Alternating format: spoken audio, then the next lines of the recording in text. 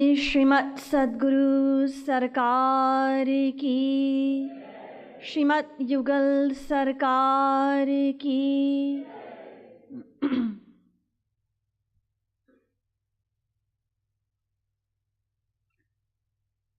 प्रपन्नाहं सदा श्यामा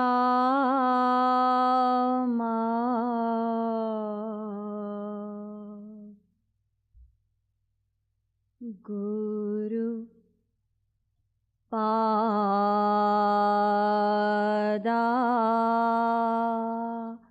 रविन्दयोः तस्य प्रेरणया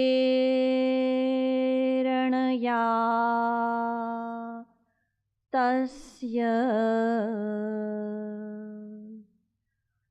दिव्यादेशं वदाम्यहम्।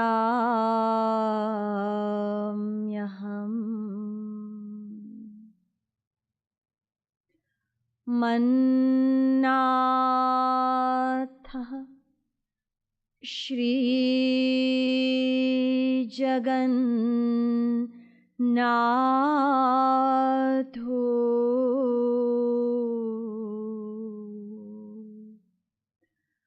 मद्गुरुः श्रीजगद्गुरुः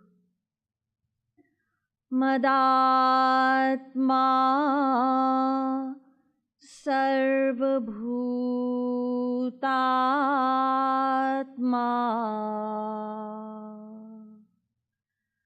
कृपालु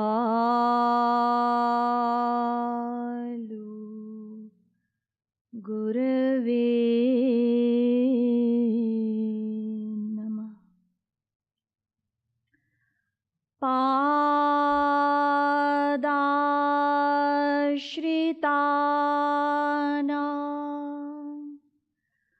तु समस्तचौरम्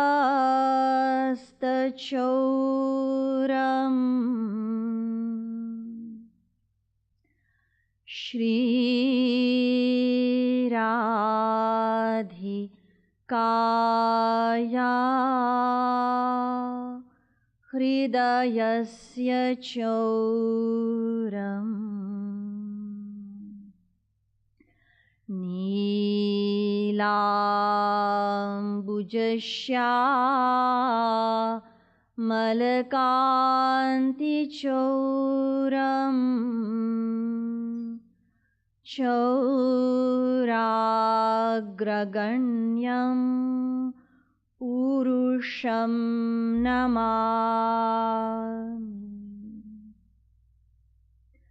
यो ब्रह्माणं विदधाति पूर्वं यो वै वेदांश्च प्रहिणोति तस्मै तग्वंहदेवमात्मबुद्धिप्रकाशं मुमुक्षुर्वै शरणमहं प्रपद्ये।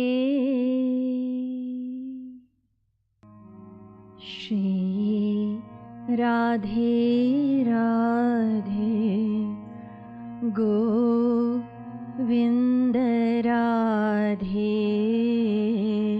श्री राधे राधे गोविन्द राधे।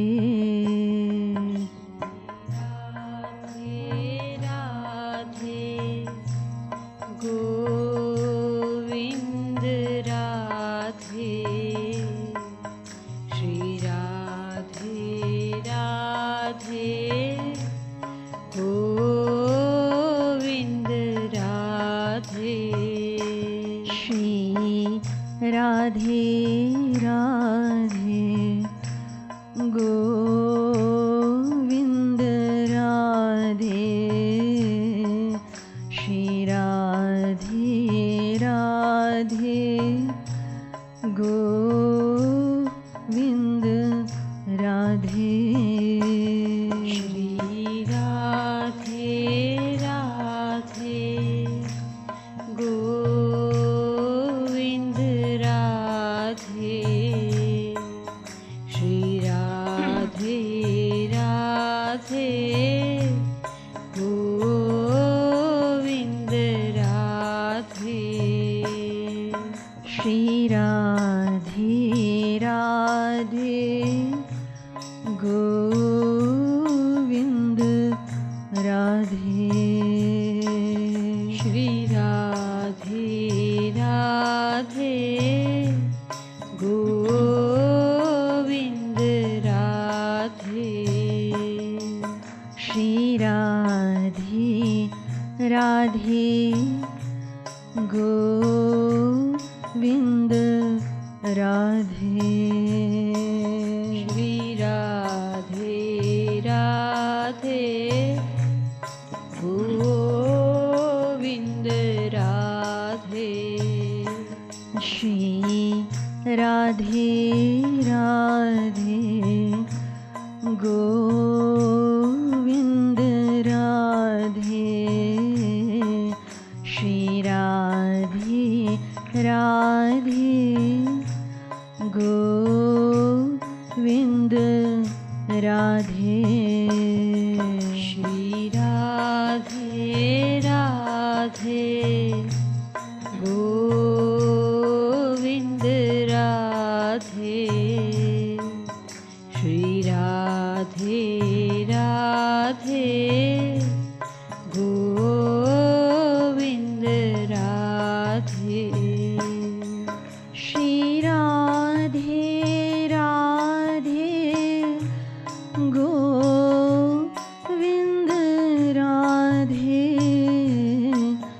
श्री राधे राधे गोविंद राधे। श्री राधे राधे गोविंद राधे। श्री राधे राधे गोविंद राधे। श्री राधे राधे गोविंद राधे।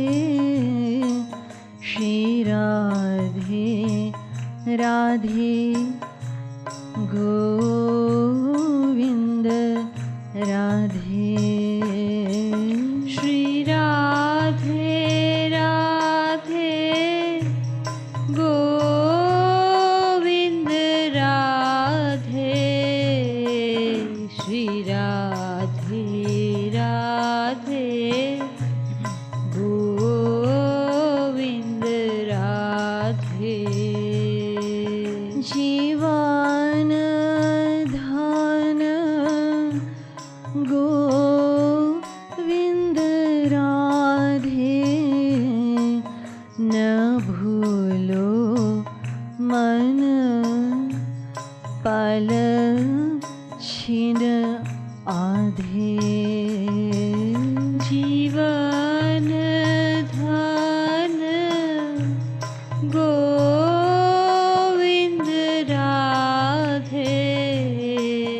न भूलो मन पल छिन आधे।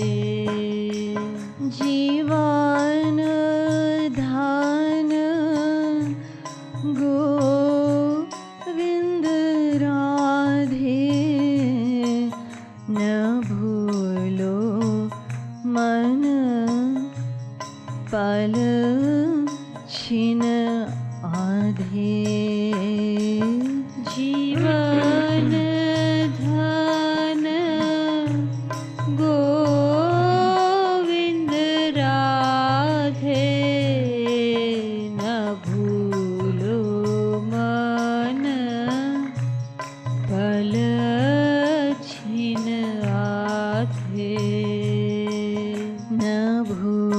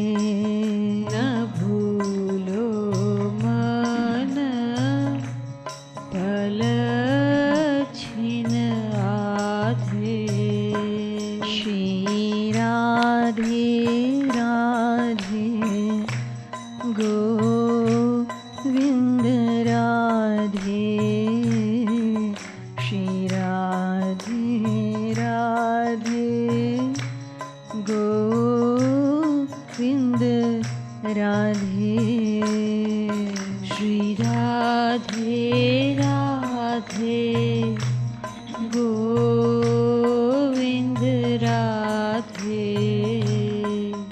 श्री राधे राधे गोविंद राधे श्री राधे राधे गोविंद राधे श्री राधे राधे गोविंद राधे श्री राधे राधे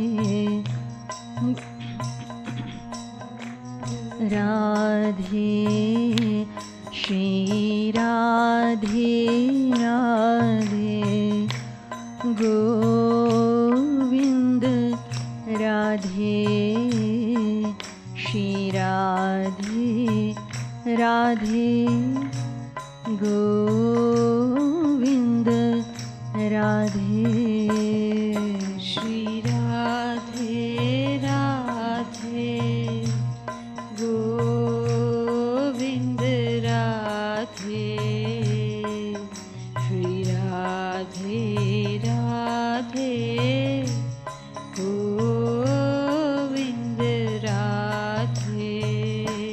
श्री राधे राधे गोविंद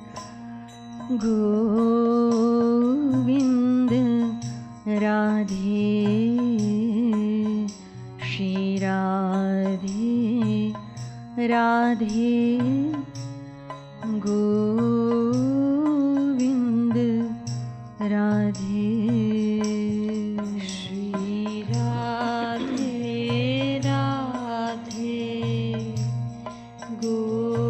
राधे श्री राधे राधे गोविंद राधे श्री राधे राधे गोविंद राधे श्री राधे राधे गोविंद राधे श्री राधे राधे गोविंद राधे श्री राधे राधे गोविंद राधे बोलिए लाडली लाल की Dear devotees,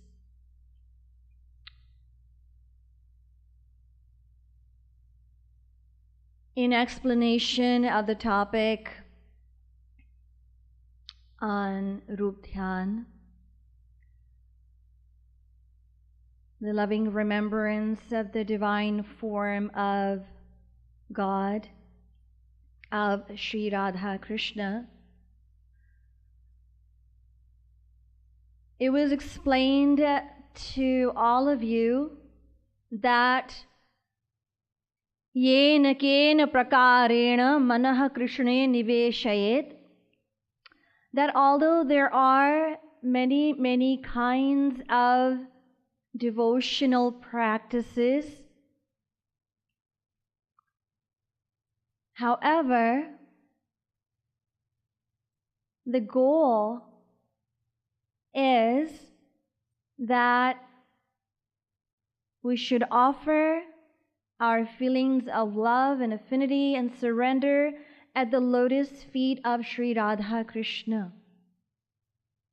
That is the goal of every practice. But the most essential and important practice is Roop Dhyan, a loving remembrance of the form of Sri Radha Krishna. We're all here on this intensive. We're all, as aspirants, are doing sadhana bhakti. And the goal, the aim of sadhana bhakti is that we wish to completely, 100%, purify our heart and mind. And in order to purify our heart and mind, we have to engage our mind as described in the Panchadashi, Narad Puran, Brahma Bindu Upanishad, Shatyayani Upanishad, Maitreyi Upanishad, Man eva manushyanam karanam bandha mokshayoho, that our mind is the governor of each and every action that we perform. Our mind alone is the cause of bondage and liberation from this world. So we have to engage our mind attach our mind in the loving form of Sri Radha Krishna. Any and every practice that is devoid of, as Banshri Didi was explaining to us yesterday, any and every physical practice, formality, ritual, whatever it may be, if it's devoid of Roop Dhyan, then it is not. It is condemned by our scriptures and the saints. Bohu janma yadi kare shravana kirtan tabhu na paye Krishna pade prem dhan. That we could do this kind of a dry practice devoid of Roop Dhyan, the attachment of our mind, for many, many, many, many lifetimes, yet we will not derive any devotional benefit from such practices. So Roop Dhyan, because all of our physical senses,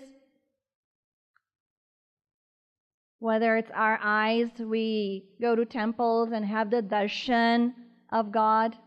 With our ears, we do Shravan Bhakti, we listen to divine knowledge and the divine names and the glories of God. With our mouth, we verbalize, we sing, chant the divine names of Sri Radha Krishna. With our feet, we walk we go for a pilgrimage, etc.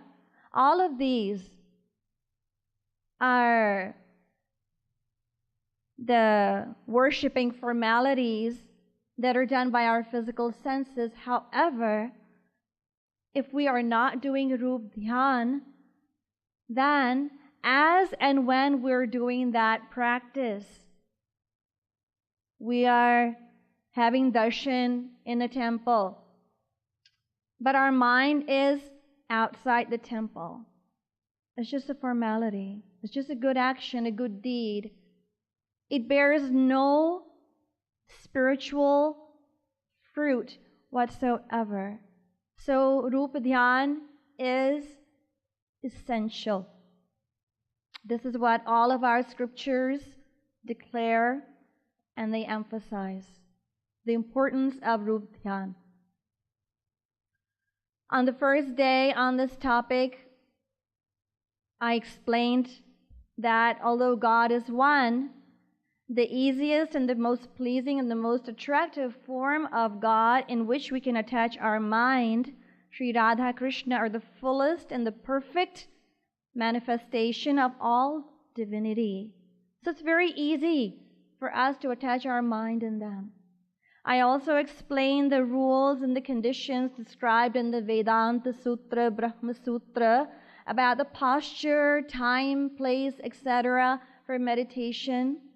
The two kinds of meditation, Milan and Viraha, and that it is our goal to evolve and deepen our feelings of longing and yearning for the divine vision of Sri Radha Krishna. How would we achieve that?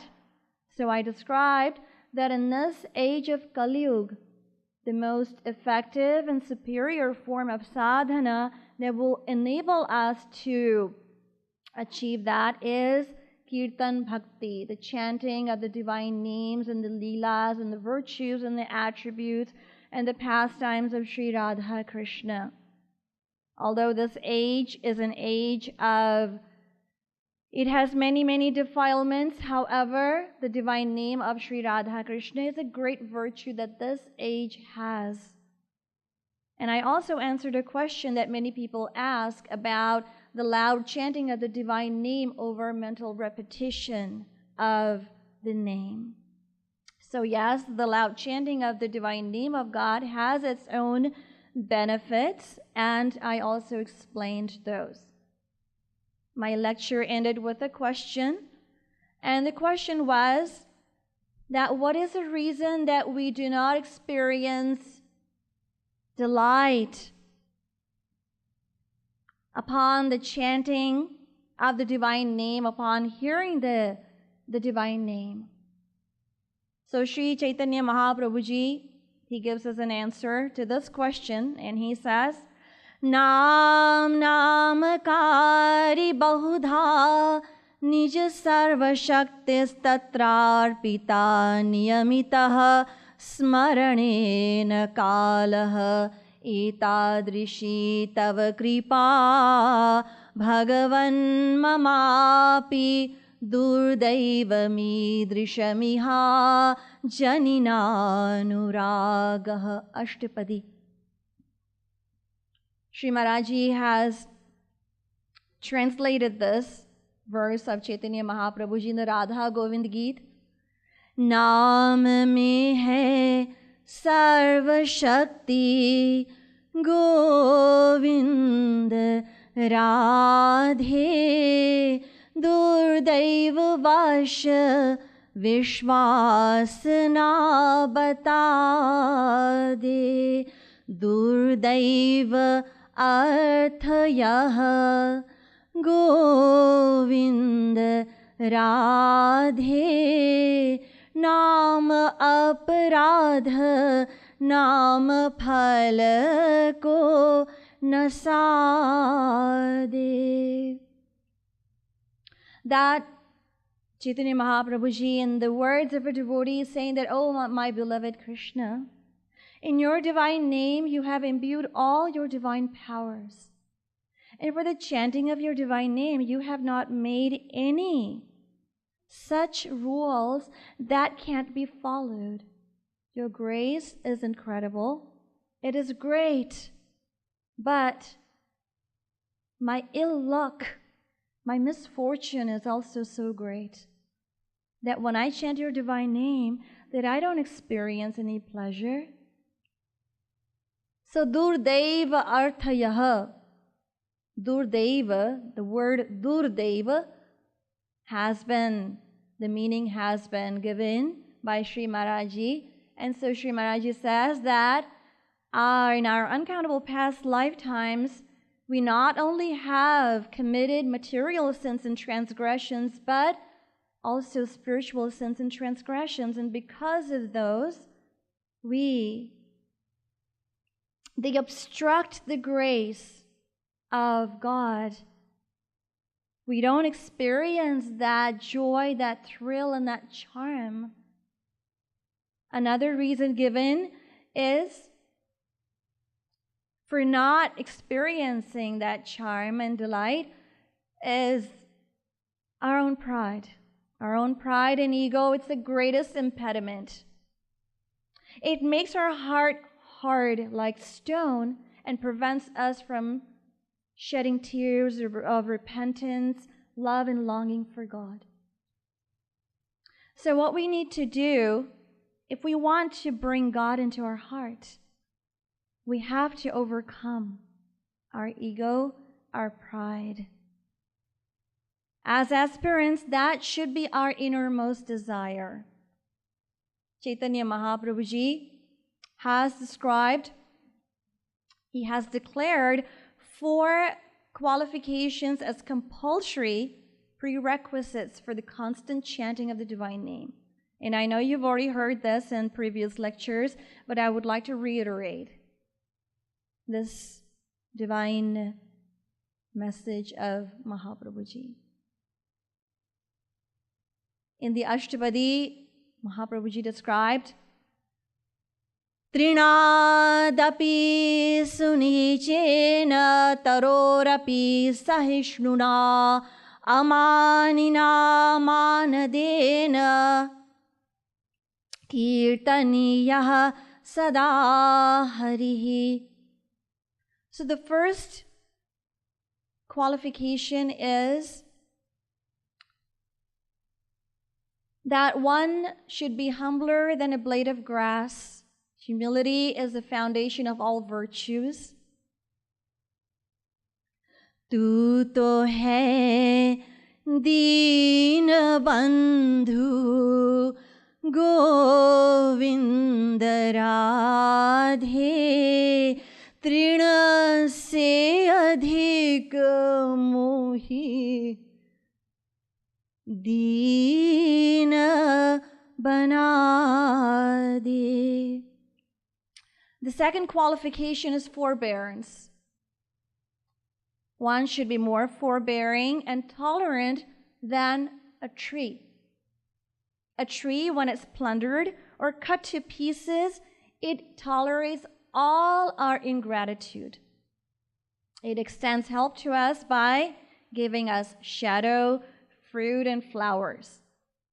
So again, Sri Maharaj in the Radha Govind Geet says, Trina se adhik namra govind radhe taru se bhi adhik sahishnu bana de. The third qualification is the absence of the desire for fame and personal compliments. If there is anything good about us, if we think that we're good, we should believe that others are better than us. So that we can save our humility in the absence of pride. And the fourth qualification is giving respect to others. Feeling the presence of Sri Krishna in every devotee will help us practice this ideal. So again, on the whole, humility as the life and the soul of our devotional practice. That is why, again, Sri Maharaj says in the Radha Govind Geet, Sabko du samman Govind Radhe Apuman chahu nahi aisa bana de. We even find that God realized saints even accept their deplorable state in front of God. Mo samkaun kutila khalakami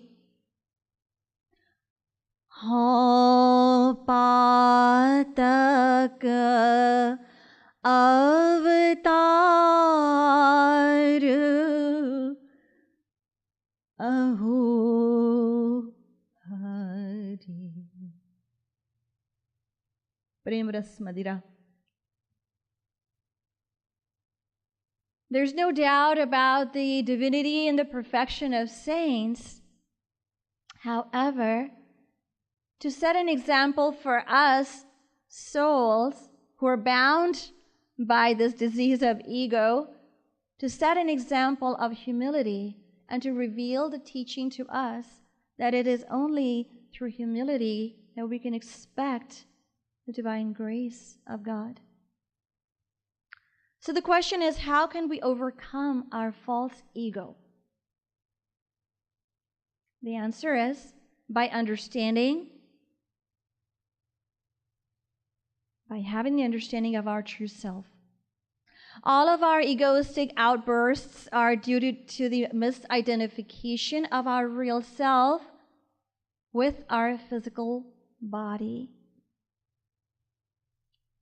If we can retain this understanding that we are the eternal servant of Sri Radha Krishna, Jiver Swarupa Hoy Krishner Nityadas Chaitanya Charitamrit, then our mind will retain humbleness naturally.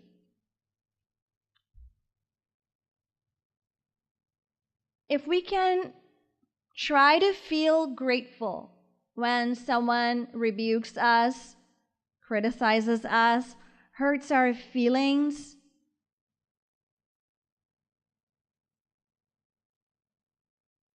if we can be grateful, then we can develop virtues of forgiveness and humbleness.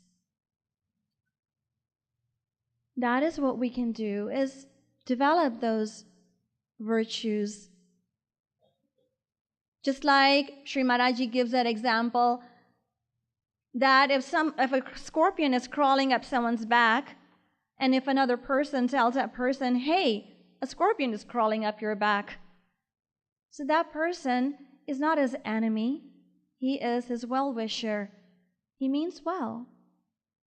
So it's a blessing in disguise is how we can look at this. It's a blessing in disguise. Saints and scriptures, they tell us that we should not dwell upon the faults of others, because when we do that, it only makes us more and more proud. That is what happens. We cannot overcome our ego if we keep looking to others' faults. We have to look to our own, not others. Further, saints and scriptures, they tell us that we should not find fault with another person, even if he or she is a non-believer of God. And we should also ignore the critics of saints. There's a spark of divinity in the heart of each and every individual, no matter how evil-hearted and wicked they may be. There's a spark. Besides, those whose life is pure and their character is spotless also suffer from the disease of anger and greed and animosity and hatred. And we know deep down in our hearts that we're no better than others, but who wants to hear the bitter truth? Who does? Nobody does.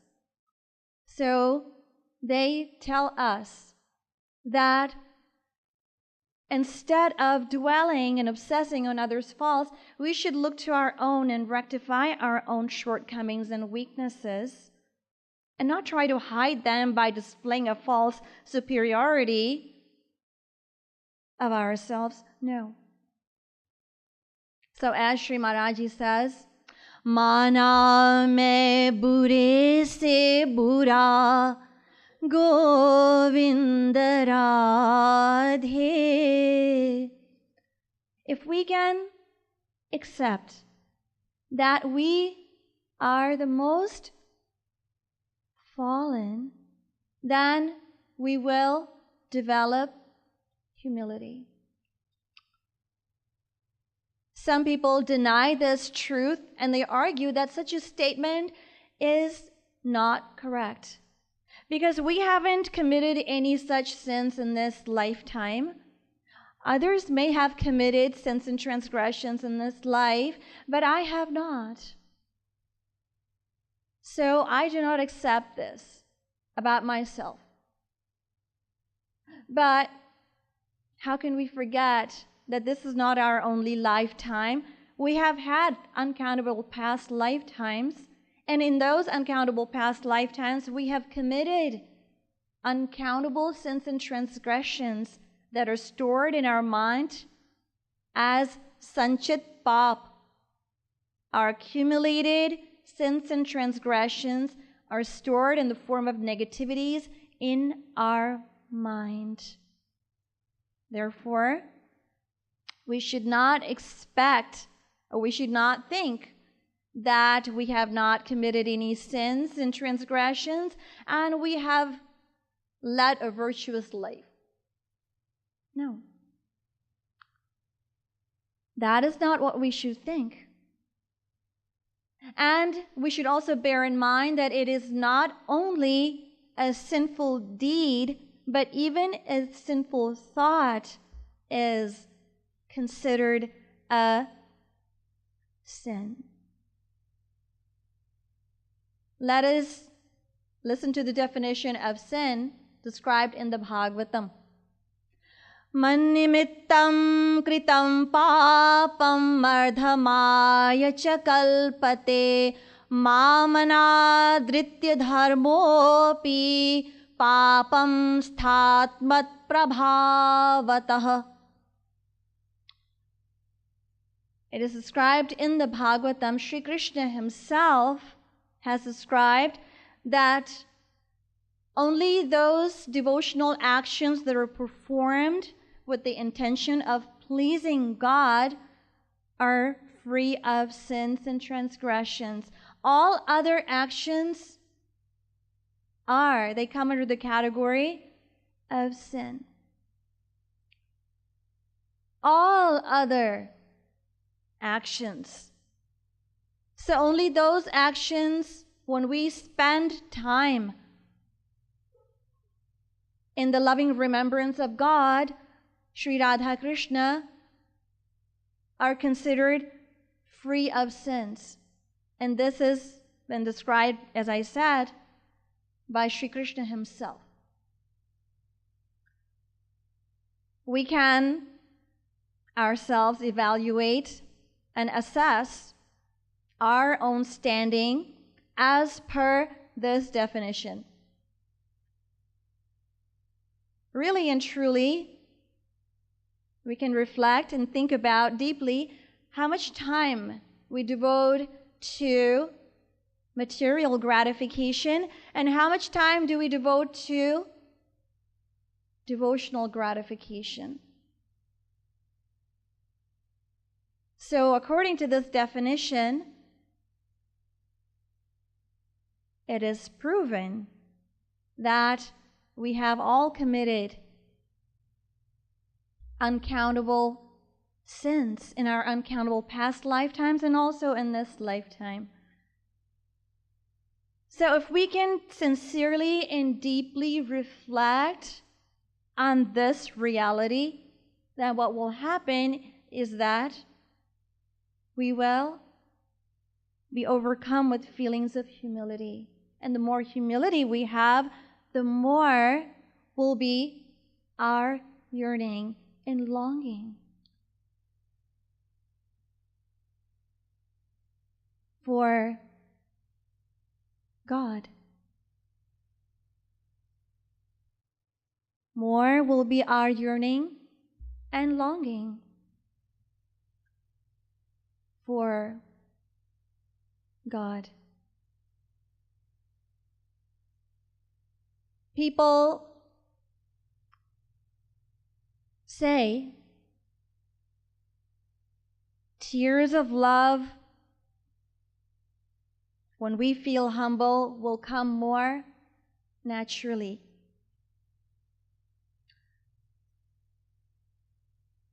Without tears of love, all of our physical efforts of worship could be futile.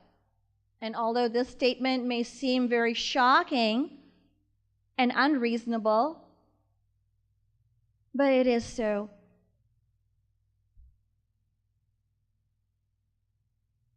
Some people say that, isn't it better that something is better than nothing? Yes. In the sense that the person who is mechanically repeating the divine name with his heart to the world, isn't that person better than an atheist?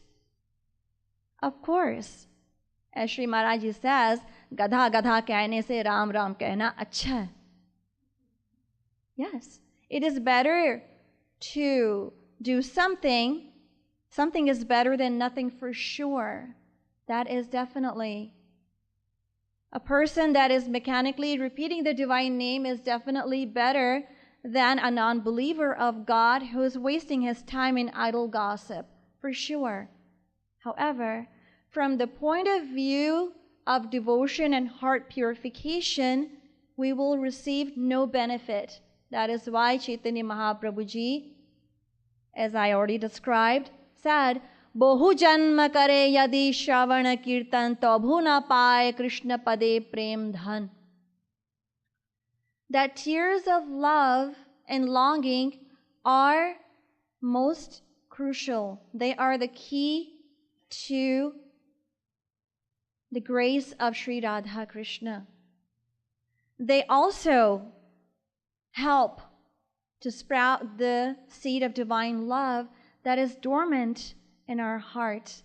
And they also help with the purification of the heart. That is why this philosophy has been depicted in Sri Maharaji's chantings. Navajat Shishu Sama Govinda Radhe Bhola Bani Rona Tohi Hari Te Mila De. Navajat Shishu Sama, just like a little child crying for help, crying out to its mother, asking, calling its mother by crying. So if we do the same thing in devotion, cry and yearn for Sri Radha Krishna, that is what we have to do. Sri Maharaji's new chanting, Sumiran Karale Mana China China Radha Ramana De De Asu Mulya Mana Le Piya Prema Dhana. Shri Radhe Radhe Govinda Radhe Shri Radhe Radhe Govinda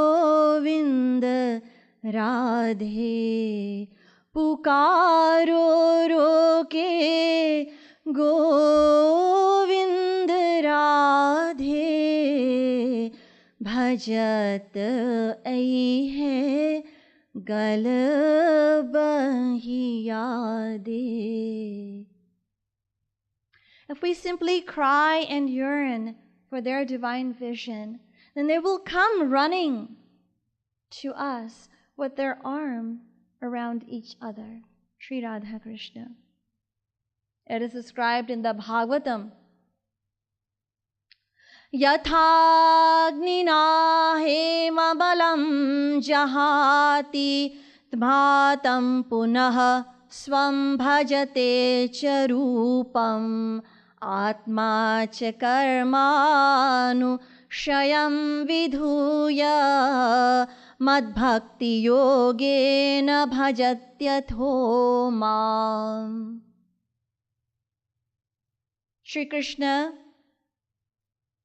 describes in the Bhagavatam that unless the hairs of a devotee are excited in my love and his heart melts in my separation, selfless tears of love will not come.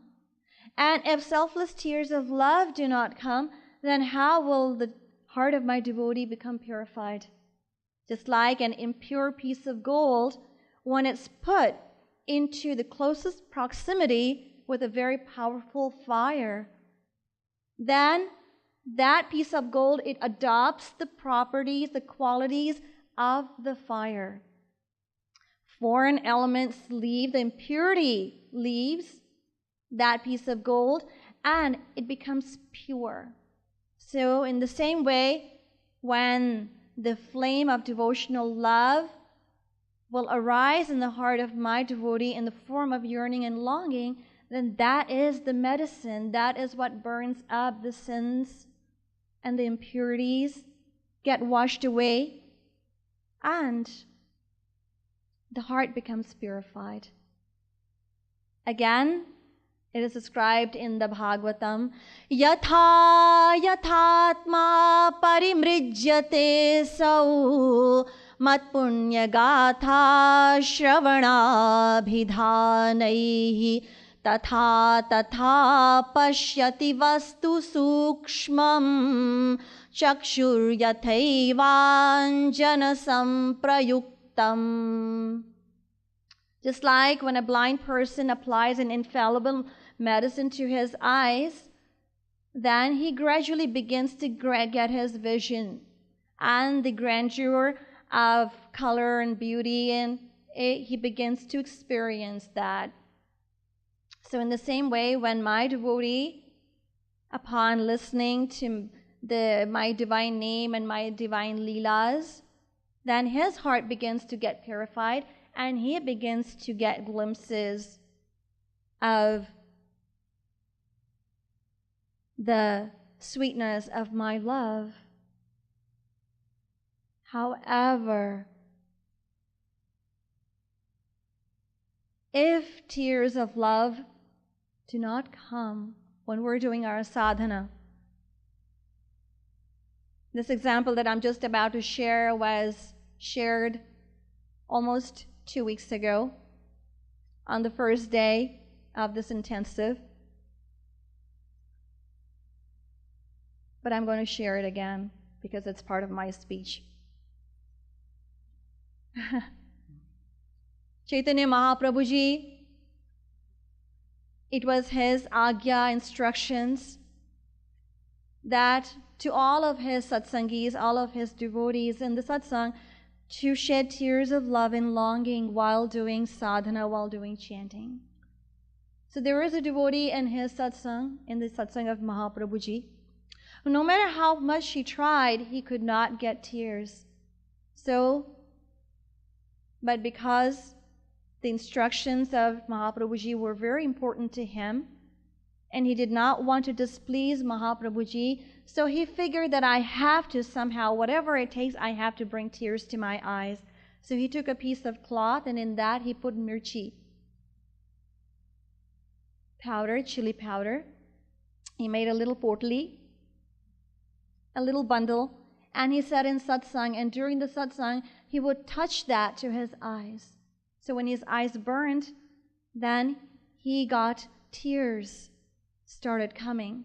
So another devotee saw that and reported to Mahaprabhuji. So Mahaprabhuji called this devotee and he asked him. So he said, yes, Mahaprabhuji, I am doing it. This is what I'm doing to bring tears. It is your agya. It is your instruction. And no matter how hard I try, because my heart is so impure, that no matter how much I try, I don't get tears. So Mahaprabhuji said to that other devotee, that you're complaining about him, isne to tattva ko samajh liya hai. He realizes the value and the preciousness of my divine teachings. That is what really counts. That is what's important. Tears will follow. So we should not feel disheartened or disappointed if we don't experience tears.